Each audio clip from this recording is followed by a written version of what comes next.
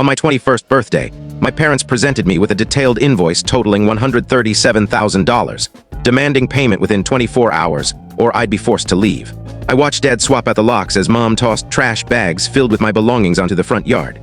Tucker stood in the doorway, silent, watching it all unfold. Mom shouted that I was a useless leech, loud enough for the whole neighborhood to hear. That was 5 years ago. Yesterday, I made a single phone call, and now Tucker's voicemails are filled with frantic rants about legal battles, financial ruin, and how they're losing everything. Let me rewind, because this has been brewing for 5 years, and you need to know why I took the steps I did.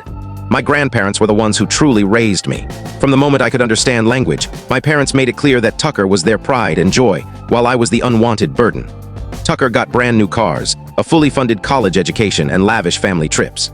I got a second-hand bike from a yard sale and was told to be thankful for it. At 16, my grandparents passed away in a tragic accident, and I learned they'd left me their entire estate.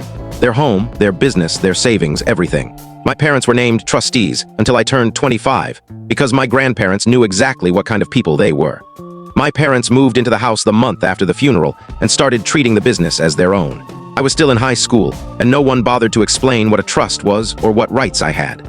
All I knew was that my grandparents intended for me to inherit everything, and my parents were supposed to manage it until I was ready. But their resentment kicked in immediately. Mom would make snide remarks about how I'd robbed them of their rightful inheritance, claiming my grandparents always favored me and were now stripping away their future. Dad, after a few drinks, would ramble about how the estate should have gone to them, the actual children. Tucker picked up their attitude and started treating me like dirt too. I became the family's punching bag for every issue. Business not doing well? Somehow my fault. Tucker crashed his car. Clearly, I'd caused the family stress that led to it. When I turned 18, I moved into college dorms, relying on student loans because my parents claimed the trust didn't cover my education, a lie I later discovered.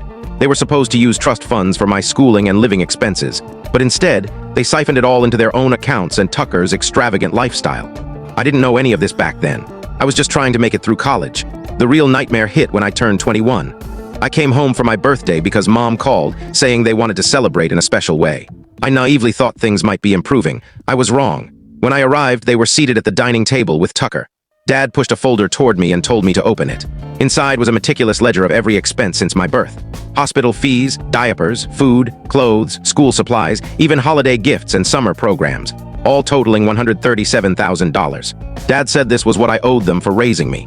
Since I was set to inherit my grandparents' estate, they expected me to repay every cent they'd spent on me.